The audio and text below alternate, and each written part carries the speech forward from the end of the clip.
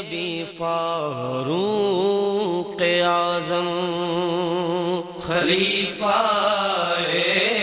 نبی فاروق اعظم. اعوذ باللہ من الشیطان الرجیم. بسم اللہ الرحمن الرحیم. ناظرین محترم السلام علیکم. میں ہوں آپ کا میزبان محمد رئیس احمد اور آپ دیکھ رہے ہیں پروگرام روشنی سب کے لیے. اس پروگرام کے ساتھ ہم حاضر ہوتے ہیں پیر تا جمعرات پاکستان کے وقت کے مطابق رات 10 بجے سے لے کر کم و بیش رات 11 بجے تک آپ کا اور ہمارا ساتھ رہتا ہے. الحمدللہ پوری دنیا میں دیکھنے والے ناظرین جو ہیں ہمارے اس پروگرام کا حصہ ہوا کرتے ہیں. لائیو کالز کے ذریعے سوالات کے ساتھ اپنی الجھنوں کے ساتھ اس پروگرام کا حصہ ہوا کرتے ہیں. مقتدر علماء دین، مفتیان دین، اسکالرز حضرات ہمارے پینل کا حصہ ہوا کرتے ہیں جو آپ کے سوالات کے جوابات آپ تک پہنچاتے ہیں. اور اس کے ساتھ ساتھ ہم کوشش کرتے ہیں کہ ایک موضوع کا انتخاب کیا جائے اور اس موضوع سے متعلق چند فکر انگیز، بنیادی اور اہم نوعیت کے سوالات کو پروگرام کا حصہ بنایا جائے. الحمدللہ یہ کوشش ARYQ TV کی بہت کامیاب ثابت ہو رہی ہے اور پوری دنیا میں ماشاءاللہ رہنے والے دیکھنے والے ناظرین جو ہے اس پروگرام کو دیکھ رہے ہیں. آپ جانتے ہیں کہ خلیفہ دوم،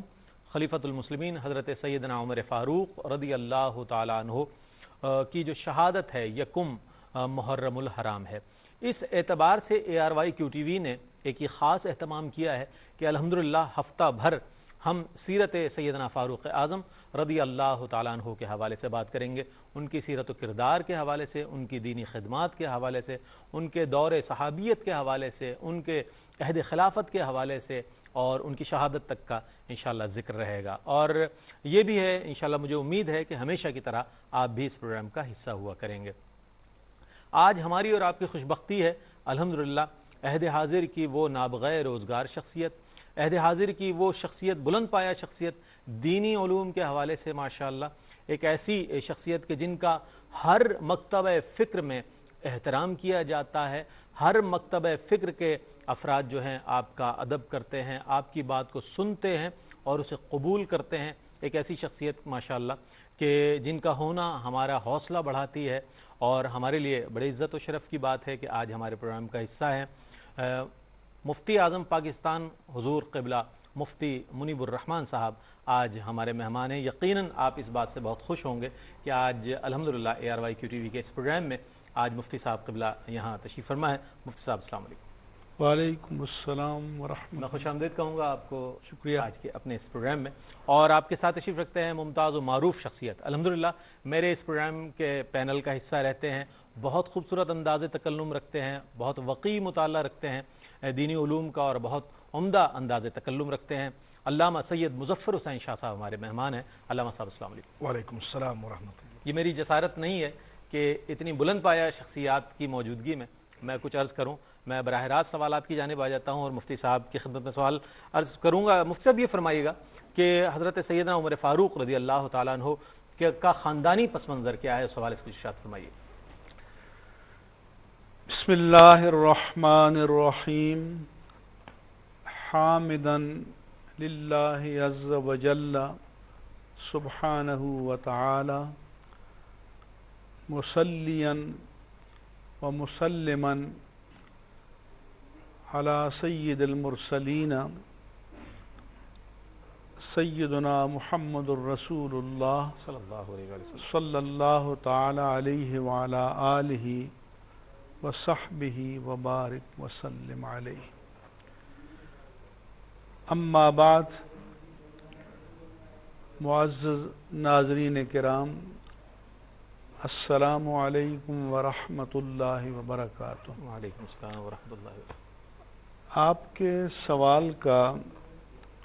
براہ راست جواب دینے سے پہلے میں چند تمہیدی کلمات عرض کرنا چاہتا ہوں. ارشاد فرمائیں. ہم جب بھی تاریخ اسلام کی کسی عظیم تر شخصیت کے بارے میں بات کرتے ہیں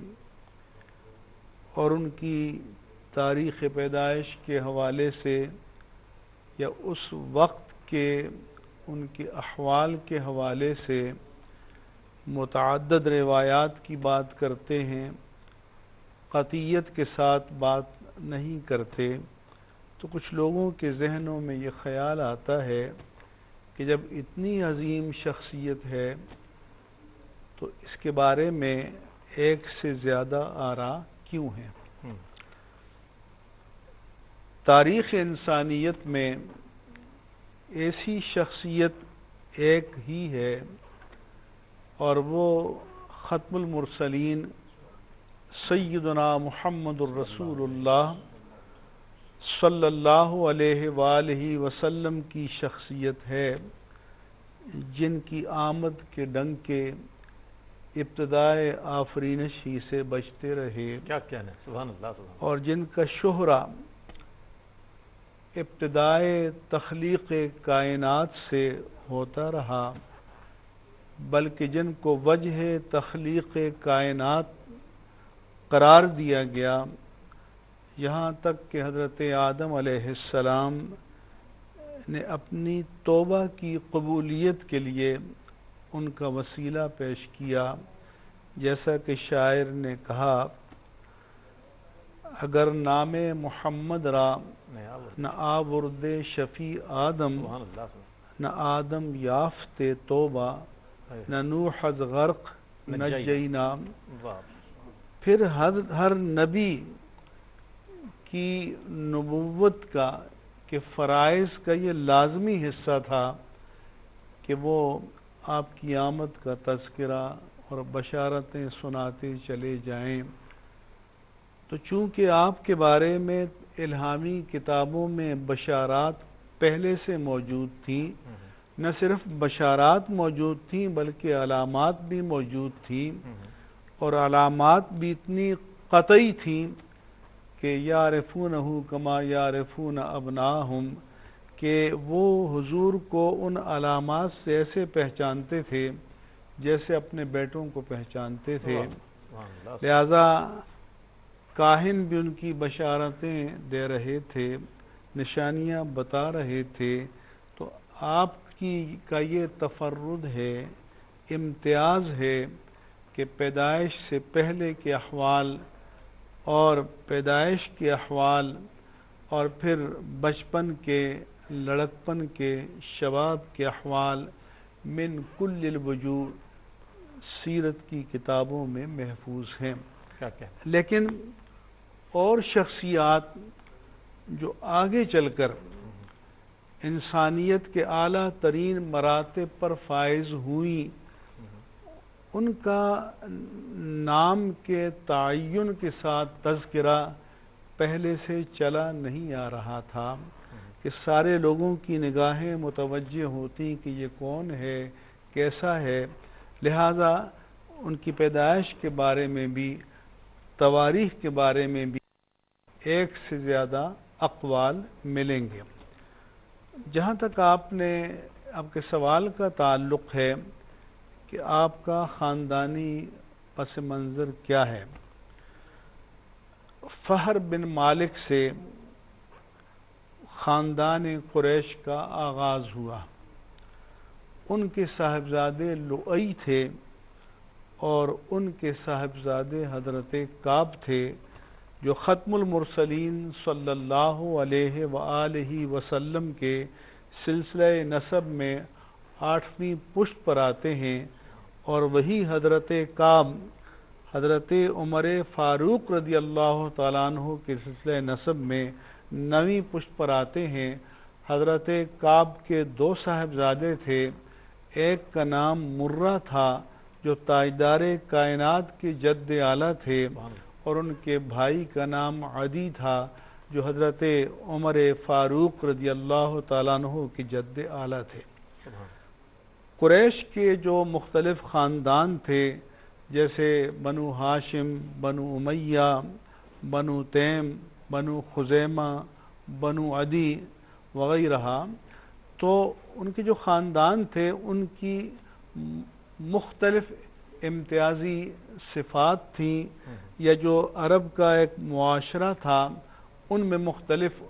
ان کے مناسب تھے۔ تو جو خاندان بنو عدی ہے، اس کی خصوصیت یہ تھی کہ اس میں سفارت کا جو منصب ہے وہ توارث سے چلا آ رہا تھا، کہ کیونکہ عرب میں ایک باقاعدہ اسٹیبلش گورنمنٹ تو نہیں تھی، قبائلی نظام تھا،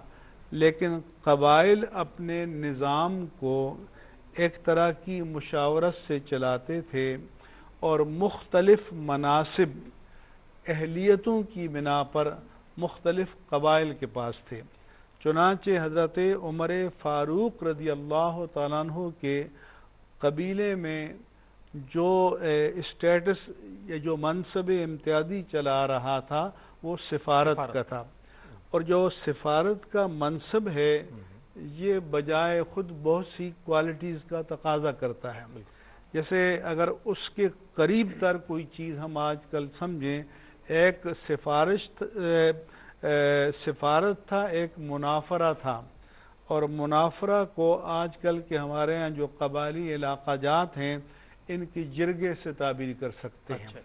تو اب ظاہر ہے کہ قبائلی جرگے کو ہیڈ وہی کر سکتا ہے کہ جس میں پہلی کوالٹی تو یہ ہو کہ سب کے انصاب کو جانتا ہو۔ جب وہ سب کے انصاب کو جانتا ہے تو سب کے بیک گراؤنڈ کو جانتا ہے، جب سب کے بیک گراؤنڈ اور پس منظر کو جانتا ہے تو ہر ایک کی کوالٹی بھی ان کو معلوم ہے، اور پلس پوائنٹس میں معلوم ہے، مائنس پوائنٹس بھی معلوم ہیں۔ تو اس لیے حضرت عمر فاروق رضی اللہ تعالیٰ عنہ نے جو مہارت انصاب کا جو ورثہ اپنے والدین سے پایا، اور منافرت یا یوں سمجھیے کہ قبائلی تنازعات کو طے کرنے کے لیے جو جرگے کو ہیڈ کیا جاتا تھا وہ منصب بھی تھا۔ اب اس جرگے کو ہیڈ کرنے کے لیے پھر اور کوالٹیز چاہیے۔ ایک تو اس میں کمانڈنگ پوٹینشل ہونا چاہیے، کیونکہ اگر اس میں کمانڈنگ پوٹینشل نہیں ہے تو ایسے قبائل جن میں برسوں سے لڑائیاں ہو جاتی تھیں تو ان کو وہ کیسے کنٹرول کر کے کسی ایک کامن ایجنڈے پر لا سکتا ہے۔ بہت خوبصورت مفتی صاحب، قطع کلامی کی معذرت کے ساتھ ایک بریک کے لیے مجھ سے کہا جا رہا ہے، میں آپ کی بات کو مکمل کروں گا۔ ایک مختصر سا وقفہ ہے ناظرین گرامی، یہ تاریخی حوالوں کے ساتھ بڑی صراحت کے ساتھ مفتی اعظم پاکستان حضور قبلہ مفتی منیب الرحمان صاحب گفتگو فرما رہے ہیں۔ انشاءاللہ مزید سوالات کو پروگرام کا حصہ بنائیں گے۔ خوش آمدید ناظرین، آپ دیکھ رہے ہیں پروگرام روشنی سب کے لیے۔ آج خراج عقیدت پیش کیا جا رہا ہے خلیفہ دوم خلیفۃ المسلمین حضرت سیدنا عمر فاروق رضی اللہ تعالیٰ عنہ کو، اور آج ہمارے ساتھ موجود ہیں چیئرمین مرکزی رویت ہلال کمیٹی پاکستان حضور قبلہ مفتی اعظم پاکستان مفتی منیب الرحمان صاحب، اور آپ کے ساتھ تشریف فرما ہیں علامہ سید مظفر حسین شاہ صاحب۔ علامہ صاحب یہ فرمائیے گا کہ حضرت عمر فاروق رضی اللہ تعالیٰ عنہ کے قبول اسلام سے پہلے کی جو شجاعت کی جو مثالیں ہیں کچھ ان میں سے اس پر کچھ روشنی ڈالیے گا۔ بسم اللہ الرحمن الرحیم۔ دیکھیے ابھی حضور مفتی اعظم پاکستان قبلہ دامت برکاتہم العالیہ نے اس طرف مکمل اس کا ایک سینیرو، اس کا پس منظر ذکر کر دیا کہ عرب کے اندر قریش کی جو ایک انفرادیت اور افادیت تھی، اور خاص طور پر سیدنا فاروق اعظم رضی اللہ تعالی عنہ ورداہن کا جو نسب پاک ہے، جو سید عالم صلی اللہ علیہ وسلم سے جا کر متصل ہوتا ہے، ملتا ہے، تو جس طرح کہ حضرت نے بھی ذکر فرمایا کہ بنیادی منصب جو منصب سفارت ہے وہ ان کے اندر موجود تھا۔ اور اسی طرح ننہال کے اندر اگر آپ دیکھیں تو قریش اگر سفارت کا منصب دیتا ہے تو وہ آپ کے ددیال کے اندر وہ آ رہا ہے، اور اسی طرح قریش جب کسی کے ساتھ کہیں پر نبرد آزما ہو جاتے ہیں، کہیں جنگ کی صورت آ جاتی ہے، تو اس میں آگے جو حرب الدستہ آ کر مقدمۃ الجیش بن کر یا اس کی تدبیر بنائے یا دشمن سے مقابلہ کرے، تو وہ منصب بھی سیدنا فاروق اعظم رضی اللہ تعالی عنہ وردہ عنہ کے ننیال کے اندر تھا۔ تو سیدنا فاروق اعظم رضی اللہ تعالیٰ عنہ کی شجاعت تو یقیناً یہ تو تاریخ کے تقریباً تمام صفحات پر موجود ہے، اور ہر مورخ نے اس کو صف اول کے اندر ذکر کیا ہے۔ سیدنا فاروق اعظم رضی اللہ تعالیٰ عنہ کا علم اور اصابت رائے کے حوالے سے آپ دیکھیے، جہاں یہ منصب آپ کے خاندان میں چلا آیا، وہیں پر سیدنا فاروق اعظم رضی اللہ تعالیٰ عنہ وردہ عنہ کو باضابطہ طور پر یہ تفویض کیا گیا۔ اس سے تو آپ کی ذہنی صلاحیت، آپ کی قابلیت اور آپ کا بردبار اور حلیم ہونا اس سے واضح طور پر گویا کہ نکھر کے سامنے آ جاتا ہے۔ جس طرح قبلہ مفتی صاحب نے بھی فرمایا کہ پورے قبیلوں کا اگر وہ سفیر بنے تو اس جرگے کے حوالے سے، اس قبیلے کے حوالے سے، اس کے انصاب کے حوالے سے، تو گویا کہ یہ ایسی کوالٹی ہے تو جس کو آج ہم کمپیوٹر کے ذریعے یا کسی اور چیز کے ذریعے حد حساب میں لاتے ہیں، تو اس دور کے اندر یہ چیزیں حد حافظے کے اندر لایا جاتا، ذخیرہ حافظے میں لایا جاتا تھا، اور اس میں کوئی خطا بھی ان سے سرزد نہیں ہوتی. اور اس وقت کسی شخصیت کی قابلیت اور صلاحیت کے اندر سب سے بڑی چیز اس کی علمیت کے اندر اس کا حافظہ ہوا کرتا تھا.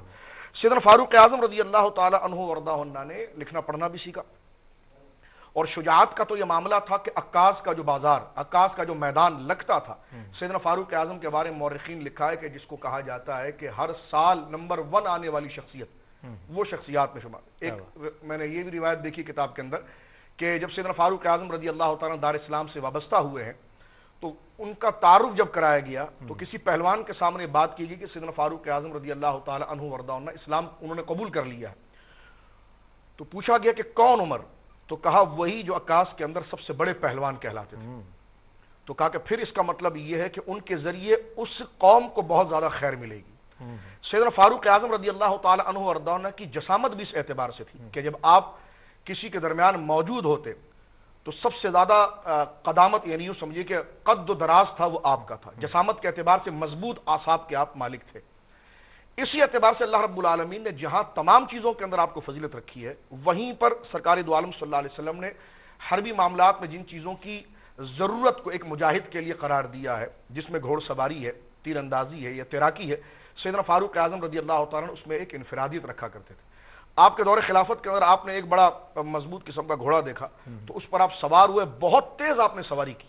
یوں لگتا تھا کہ جس طرح یہ گھوڑا زمین پر نہیں چل رہا ہے، یہ ہوا میں اڑ رہا ہے. تو لوگوں نے تعجب کیا کہ حضور یہ کیسا؟ تو اس پر آپ نے عاجزی فرماتے فرمایا کہ بس میرا دل یہ چاہ رہا تھا کہ میں اس پر سواری کروں. تو سیدنا فاروق اعظم رضی اللہ تعالیٰ عنہ ہر طریقے سے جو ایک کامل شخصیت کے اندر، چاہے وہ سیاسی اعتبار سے ہو، چاہے مذہبی اعتبار سے ہو، یا کسی بھی اعتبار سے کہ وہ قوم کا لیڈر بن کر قوم کو آگے لے کر جائے، چاہے وہ باطنی اخلاقی صفات ہو یا ظاہری اس کے اندر وہ کمالات ہو، اللہ رب العالمین نے انہیں عطا فرمایا. میں ایک بات آخر میں صرف یہ عرض کرنا چاہتا ہوں کہ سیدنا فاروق اعظم رضی اللہ تعالیٰ عنہ کو جو علم کے ساتھ محبت تھی، اس کا ادراک آپ یہ بھی دیکھ سکتے ہیں رئیس بھائی کہ اصابت رائے اس اعتبار سے کہ قرآن مجید کی کئی آیتیں آپ کے منشا اور مرضی کے مطابق اترتی ہیں. یعنی کسی مسئلے کو اگر آپ سمجھتے ہیں اور سمجھ کر سرکار دو عالم صلی اللہ علیہ وسلم کی بارگاہ معلیٰ میں اس بات کو ذکر کرتے ہیں کہ یا رسول اللہ ایسا نہیں، اگر ایسا ہو جائے تو آپ کی رائے میں اصابت اتنی ہے، درستگی اتنی ہے، اور میں یہ کہوں گا کہ مزاج میں صلابت اتنی ہے کہ اللہ رب العالمین آپ کے مزاج کے مطابق ان آیتوں کو نازل فرماتا ہے. تو آپ دیکھیے کہ باطنی اخلاق کے اعتبار سے، یعنی ایک کسی شخصیت کو دیکھنے کے لیے جو اخلاق باطنی کو دیکھا جاتا ہے اور ان اوصاف کو دیکھا جاتا ہے جس کی وجہ سے وہ شخص ممتاز و ممیز ہو جاتی ہے، تو یہ کہنا بلا مبالغہ ہوگا کہ سیدنا فاروق اعظم رضی اللہ تعالیٰ عنہ وارضاہ عنہ اس میں صف اول میں نظر. کیا کہنا مفتی صاحب قبلہ، یہ فرمائیے گا کہ حضور نبی کریم علیہ السلام نے دعا فرمائی اور اس دعا کی قبولیت کے نتیجے میں حضرت عمر فاروق رضی اللہ تعالیٰ عنہ نے اسلام قبول کیا. کیا مقاصد تھے؟ آپ مراد رسول ہیں، اس حوالے سے کچھ ارشاد فرمائیے گا. سب سے پہلے تو سید المرسلین صلی اللہ علیہ وآلہ وسلم کی یہ دعا بجائے خود ایک معجزہ ہے. کیا بات ہے، سبحان. کیوں کہ اس سے نگاہ نبوت، نگاہ مصطفی صلی اللہ علیہ وسلم کی اس زیرکی کا، دانائی کا، باریک بینی کا، جس کو ہم انر ویو کہتے ہیں، کہ کسی شخص میں وہ پوٹینشل، وہ ٹیلنٹ، وہ استعداد جو ابھی نکھر کر سامنے نہیں آئی، نگاہ نبوت اسے پڑھ لیتی تھی. کیا بات. آخر اتنی مکہ مکرمہ میں ایک معقول تعداد میں لوگ موجود تھے، لیکن ذات پاک مصطفیٰ صلی اللہ علیہ وآلہ وسلم اللہ سے کسی کو مانگتے ہیں تو دعا فرماتے ہیں کہ اللہم اعز الاسلام بے احد العمرین عمر ابن الخطاب او بے ابی جہل ابن ہشام. نام ان کا بھی یہی تھا اور ابو جہل کا حضرت عمر سے ایک رشتہ بھی تھا. تو اس سے یہ معلوم ہوا کہ ایک پوٹینشل دونوں میں موجود تھا، اور حضور انور صلی اللہ علیہ وآلہ وسلم نے اللہ تعالیٰ سے اسلام کو توانائی دینے کے لیے، طاقت دینے کے لیے اور غالب کرنے کے لیے مانگا۔ اس لیے کہا جاتا ہے کہ باقی تمام صحابہ کرام رضوان اللہ تعالی علیہم اجمعین مرید رسول تھے اور طالب رسول تھے۔ حضرت عمر فاروق رضی اللہ تعالیٰ عنہ مراد رسول تھے اور مطلوب کیا رسول بات، تھے، سبحان اللہ، سبحان کہ جسے اللہ عز و جل کے رسول مکرم صلی اللہ علیہ وآلہ وسلم نے اللہ سے مانگا۔ اللہ۔ اب کوئی کہنے والا کہہ سکتا ہے کہ صرف حضرت عمر فاروق ہی کا نام لے لیا جاتا، لیکن دو بڑے نام، کیونکہ ادھر ابو جہل میں بھی ایک پوٹینشل تھا، اور اس پوٹینشل کا عالم یہ تھا کہ حضور فرماتے تھے کہ فرعون هذه الامہ، کہ اس امت کا یہ فرعون ہے، اور فرعونہ نے خدائی کے دعوے کیے ہیں۔ تو یہ بتایا کہ اس کے اندر بھی ایک پوٹینشل موجود تھا، حضرت عمر فاروق رضی اللہ تعالیٰ عنہ میں بھی موجود تھا، لیکن اللہ تبارک و تعالیٰ نے حضور کی دعا کو حضرت عمر کے حق میں قبول فرمایا، اور بد نصیب تھا ابو جہل کہ جس کے مقدر میں دعائے مصطفیٰ کی مراد بننے کی سعادت نہیں تھی۔ چنانچہ آپ اس دعا کے نتیجے میں آپ نے اسلام قبول کیا اور دائرہ اسلام میں داخل ہوئے، اور یہ سن 6 ہجری کا واقعہ ہے۔ اگر کوئی یہ کہنا چاہے تو بجاو طور پر کہہ سکتا ہے کہ حضرت عمر فاروق رضی اللہ تعالی عنہ یوں تو ہجرت سے تقریباً 40 برس پہلے پیدا ہوئے، لیکن وہ عمر کہ جس نے اسلام کو آسمان کی بلندیوں پر پہنچا دیا، اسلام کے لیے وہ 6 ہجری کو پیدا ہوئے تھے۔ کیا کہنا سبحان اللہ مصطفیٰ، کیا کہنا۔ علامہ صاحب یہ فرمائے گا کہ حضرت عمر فاروق رضی اللہ تعالیٰ عنہ کے حق میں دعائے رسول صلی اللہ علیہ وسلم قبول ہوتی ہے۔ اب قبول اسلام کا جو واقعہ ہے وہ بڑا ایسا واقعہ ہے کہ جسے جب بھی ہم پڑھتے ہیں اور جسے جب بھی ہم سنتے ہیں تو ایک ایسی شخصیت کا قبول اسلام ہے کہ جس کے بعد اللہ تعالیٰ نے اسلام کو سربلندی اور اسلام کو تقویت عطا فرمائی۔ کچھ فرمائیے گا ان کے قبول اسلام کے واقعے کے حوالے سے۔ دیکھیے کہ سید عالم صلی اللہ علیہ وسلم نے یہ دعا فرمائی، اور حضرت سیدنا فاروق اعظم رضی اللہ تعالی عنہ وردہ عنہ کو اسلام کی عزت کا سبب قرار دیا، اور اللہ رب العالمین جل مجدہ سے آپ نے طلب کیا، جس طرح قبلہ مفتی اعظم ارشاد فرما رہے تھے۔ تو اسی میں ساری مرادیں موجود ہیں۔ سیدنا فاروق اعظم رضی اللہ تعالیٰ جب دار اسلام سے وابستہ ہوئے ہیں تو وہ آپ دیکھتے ہیں کہ سیدنا فاروق اعظم رضی اللہ تعالیٰ کی ابتدا یعنی وابستگی کے ساتھ ہی اس کا اظہار شروع ہو گیا،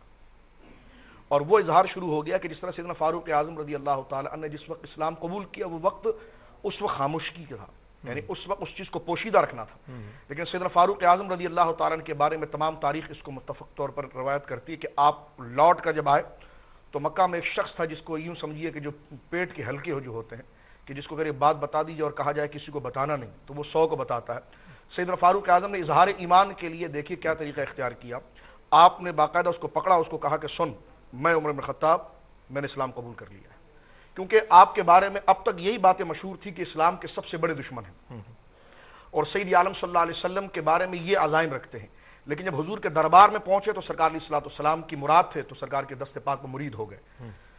سیدنا فاروق اعظم رضی اللہ تعالیٰ کے بارے میں یہ بھی لکھا گیا ہے جو عموماً گفتگو کے درمیان تشنا رہ جاتا ہے، سیدنا عمر رضی اللہ تعالیٰ باقاعدہ چل کر ابو جہل کے دروازے پر گئے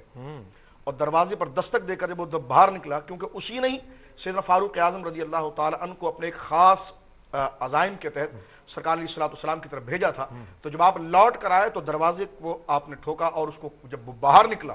تو آپ نے فرمایا سن، میں اسلام قبول کر چکا ہوں۔ اللہ اکبر۔ اس نے پھر غصے سے اس نے دروازہ بند کر دیا، یعنی کہنے کا مقصد یہ کہ سیدنا فاروق اعظم کا ایمان اتنا واضح تھا، اور اللہ رب العالمین کے پیارے محبوب کی دعا آپ کے قلب منیر کے اندر اس قدر ودیت کر گئی تھی کہ ابتدا سے ہی سیدنا فاروق اعظم رضی اللہ تعالی عنہ وردہ عنہ نے اس کا اظہار فرمایا، اور اس کی نظیر اور اس کی میں سمجھتا ہوں کہ سرکار دو عالم صلی اللہ علیہ وسلم کی بارگاہ سے یہ بشارت ضرور ملی ہے کہ آج آپ کے پہلو میں بھی آرام فرما رہے ہیں، اور باقاعدہ حضرت شاہ ولی اللہ صاحب نے ایک روایت نقل کی ہے کہ جب پوچھا گیا سرکار دو عالم صلی اللہ علیہ وسلم سے کہ آپ نے متعدد علاقوں کے اندر سفیروں کو روانہ کیا ہے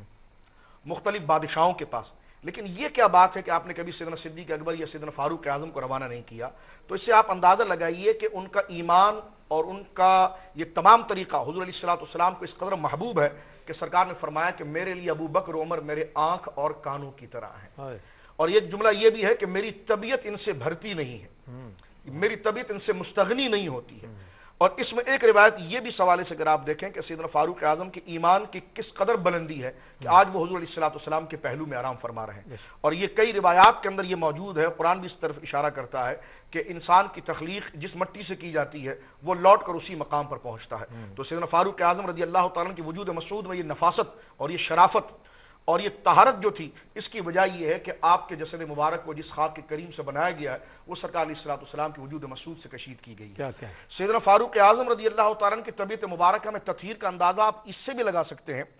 کہ سرکار نے اس کو واضح طور پر فرمایا کہ میرے بعد کوئی نبی ہوتا تو عمر ہوتا، لیکن اللہ رب العالمین نے مجھ پر نبوت کو ختم کر دیا ہے۔ تو اس سے آپ ایمان کی گہرائی اور گہرائی اور آپ کے قلب کے اندر اس کا غلبہ، اس کا آپ اندازہ لگا سکتے ہیں۔ اور اسی لیے حضور نے یہ بھی ارشاد فرمایا کہ میرا عمر وہ ہے کہ جس راستے پر یہ جاتا ہے تو شیطان اس راستے کو اختیار نہیں کرتا۔ تو یہ سیدنا فاروق اعظم رضی اللہ تعالیٰ عنہ کی ایمان کی وہ سچائی، وہ قبولیت ہے، جس طرح کہ آپ نے خود مطاف حرم کے اندر جو ہے کہ وہ سینہ تان کر طواف کیا، اور جس طرح کہ آپ نے ہجرت فرمائی ہے، تو واقعہ لوگ گویا کہ ناظرین کے سامنے موجود ہے۔ تو سیدنا فاروق اعظم ابتدا سے لے کر انتہا تک بلکہ قیامت تک اسلام کی عزت ہے، اور آپ کے نام سے دن بدن اسلام کو عزت ملتی رہے گی۔ کیا کہنا ہے، کیا کہنا ہے۔ مجھ سے یہ فرمائیے گا کہ حضرت عمر فاروق رضی اللہ تعالیٰ عنہ نے اسلام قبول فرمایا، اور ان کے قبول اسلام سے پہلے کا جو اسلامی ہمارا وہاں کا کلچر جو تھا وہ کیسا تھا، اور آپ کے قبول اسلام کے بعد جو اس کو تقویت ملی، اور جس طرح علامہ صاحب نے بھی اس کا اجمالی طور پر ذکر فرمایا، میں چاہوں گا اس حوالے سے روشنی ڈالیے گا۔ جی ہاں، آپ کے اسلام قبول کرنے سے پہلے مسلمان مردوں اور عورتوں کی تعداد کم و بیش 39 تھی، اور کہا جاتا ہے کہ آپ 40ویں مسلمان تھے، اور جب آپ مشرف باسلام ہوئے تو قرآن مجید کی یہ آیت مبارکہ نازل ہوئی کہ یا ایہا النبی حسبک اللہ ومن اتبعک من المؤمنین، اے نبی آپ کو اللہ کافی ہے اور مومنوں کی یہ چھوٹی سی جماعت کافی ہے۔ کیا بات، لوگ آج کل اسٹیکر لگاتے ہیں بسوں میں، دیواروں پر، مساجد میں، اللہ ہی کافی ہے، مگر اللہ فرماتا ہے کہ اللہ کافی ہے اور اللہ کے بندوں کی یہ نورانی جماعت کیا بات ہے، سبحان اللہ مفتی صاحب، واہ واہ۔ تو اور اللہ فرماتا ہے کہ جو اس کے دین کی نصرت فرماتا ہے تو اللہ اس کی نصرت فرماتا ہے۔ یہاں میں یہ بات بھی کہنا چاہوں گا، جیسا کہ شاہ صاحب نے بتایا کہ انقلاب یہ آیا کہ پہلے مسلمان کھل کر ایمان کا اظہار نہیں کر پاتے تھے، بیت اللہ میں کھلے عام عبادت نہیں کر پاتے تھے۔ حضرت عمر فاروق رضی اللہ تعالیٰ عنہ جب اسلام لائے تو عبداللہ بن مسعود کہتے ہیں کہ پہلی بار ہمیں کھلے بندوں بیت اللہ کے سامنے اللہ تعالیٰ کی عبادت کرنے کا حوصلہ نصیب ہوا۔ سبحان اللہ، سبحان۔ یا میں یہ بھی کہنا چاہوں گا کہ رسول اللہ صلی اللہ علیہ وآلہ وسلم کا فرمان ہے کہ الناس معادن کمعادن الذهب والفضة خیارهم فی الجاہلیت خیارهم فی الاسلام اذا فقہوا او فقہوا، کہ فرمایا کہ لوگوں کی مثال کانوں کی طرح ہیں، جن کو ہم منرلز کہتے ہیں، مائنز کہتے ہیں، کہ جیسے سونے کی کان ہے، چاندی کی کان ہے، لوہے کی کان ہے، کوئلے کی کان ہے، تو لوہے اور کوئلے کی کان سے کبھی سونا پیدا نہیں ہوتا۔ تو اس کا مطلب یہ ہے کہ جوہر تو اور ٹیلنٹ تو اللہ تعالیٰ کی طرف سے ان کی جبلت میں ودیت کیا ہوا ہوتا ہے۔ واہ لہذا حضور نے فرمایا کہ زمانہ جاہلیت میں جن میں کوئی خیر تھی، کوئی پوٹینشل تھا، کوئی ایبیلٹی تھی، کوئی کیپیبلٹی تھی، کوئی ٹیلنٹ تھا، کوئی استعداد تھی، کوئی جوہر کامل تھا، تو وہ اسلام قبول کرنے کے بعد نکھر کر آ گیا، اور اس کا رخ پہلے اسلام کے خلاف تھا، اب اس کا رخ اسلام کی حمایت میں ہو گیا۔ کیا کہنا، اور نبی کوئی چیز تخلیق نہیں فرماتے، تخلیق کرنا اللہ کی شان ہے۔ نبی کا کام ہے کہ جو انسانیت کے ہیرے ہیں ان کو تراش کر واہ اور ان کو نکھار کر پیش کر دینا، ان کے اندر جو جوہر کمال ہے اس کو ایکسپلور کر کے، دریافت کر کے آگے لے آنا۔ جیسے کہا گیا کہ نامی کوئی بغیر مشقت نہیں ہوا، 100 بار جب عقیق کٹا تب نگی ہوا۔ کیا کہنا ہے۔ تو یہ جو عقیق انسانیت کے تراشے، تو یہ تاجدار کائنات سیدنا محمد الرسول اللہ صلی اللہ علیہ وآلہ وسلم نے تراشے۔ یہاں میں یہ بات بھی عرض کروں کہ جیسے قبلہ شاہ صاحب نے فرمایا کہ مختلف مواقع پر آپ نے ایک رائے ظاہر کی اور قرآن کی پھر آیت نازل ہوئی، جبریل امین وحی ربانی کو لے کر آئے، ان کو موفقات عمر کہا جاتا ہے۔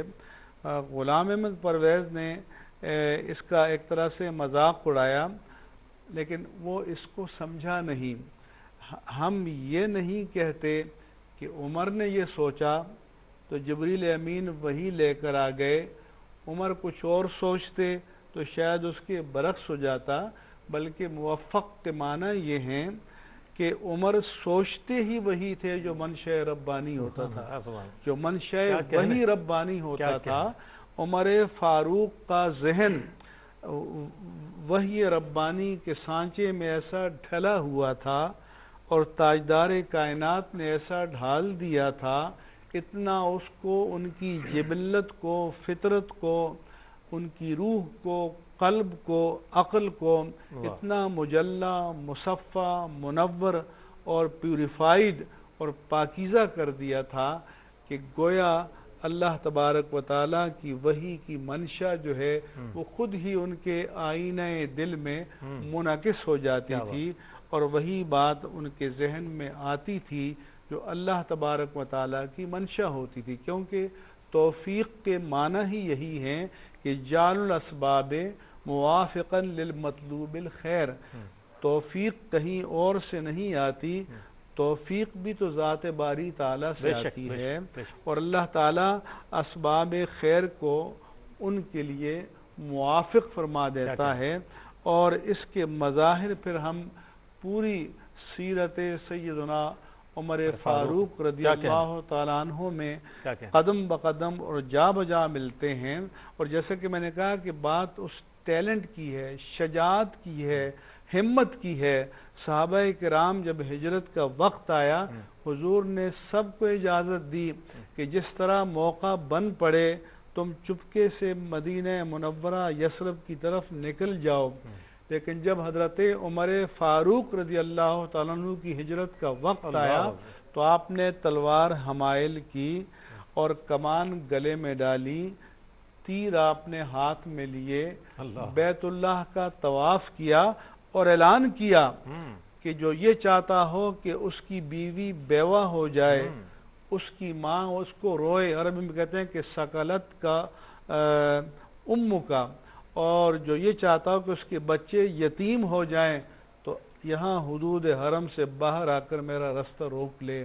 لیکن کسی میں ہمت نہ ہو سکی کہ حضرت عمر فاروق رضی اللہ تعالیٰ عنہ کا راستہ روک سکتا، چنانچہ 40 نمایاں افراد ان کی معیت میں کھلے عام اور برسر عام ہجرت کے سفر پر روانہ ہوئے۔ اسی لیے تو بارگاہ مصطفی سے آپ کو فاروق کا خطاب ملا کہ گویا آپ کی جو ذات تھی وہ حق اور باطل کے درمیان فرق کرنا کسوٹی تھی، ایک پرکھ تھی، ایک میزان تھی کہ جس کی جبلت جو ہے جبلت عمر کے مطابق ہو جائے کیا بات، تو وہ اسلام ہی اسلام ہے، اور جو جبلت عمر کے مقابل ہو یا ذات عمر کے مقابل ہو وہ کچھ بھی ہو سکتا ہے لیکن اسلام کیا نہیں ہو کہنا، سکتا۔ کیا کہنا مفتی صاحب، میں آپ کی آمد کا بہت شکریہ ادا کروں گا اپنی جانب سے، ARYQ TV کی جانب سے، کہ آپ نے اپنے قیمتی وقت میں سے وقت عنایت فرمایا اور آج تشریف لائے۔ بہت خوبصورت تاریخی حوالوں کے ساتھ آپ نے گفتگو فرمائی، آپ کی آمد کا بہت شکریہ ادا کروں گا۔ علامہ صاحب آپ کی تشریف آوری کا بہت شکریہ، بہت خوبصورت کلام فرمایا آپ دونوں حضرات نے۔ ناظرین گرامی، آج کا پروگرام پیش کیا گیا اور یہ پہلا پروگرام تھا حضرت سیدنا عمر فاروق رضی اللہ تعالیٰ عنہ کے حوالے سے۔ آپ نے دیکھا گزشتہ ہم نے پروگرامز میں حضرت سیدنا عثمان غنی رضی اللہ تعالیٰ عنہ کی شہادت کے حوالے سے بھی پروگرام کیا، اور یہ ARYQ TV کی بڑی تابندہ روایت ہے کہ الحمدللہ جب اعراس آتے ہیں، جب ایام شہادت آتے ہیں اور جب خلفائے راشدین کے ایام آتے ہیں تو خصوصی طور پر یہ اہتمام کیا جاتا ہے کہ ان کی خدمات، ان کی سوانح اور ان کی جملہ دینی خدمات کو آپ تک پہنچایا جائے اور علماء دین کی زبانی پہنچایا جائے۔ الحمدللہ کل ایک اور موضوع کے ساتھ حضرت سیدنا عمر فاروق رضی اللہ تعالیٰ عنہ کی خدمت میں خراج عقیدت پیش کریں گے ممتاز و معروف علماء دین، اسکالر حضرات ہمارے مہمان ہوں گے۔ کل تک کے لیے اپنے میزبان محمد رئیس احمد کو اجازت دیجیے، اللہ حافظ۔ نبی فاروق اعظم، خلیفہ نبی فاروق اعظم،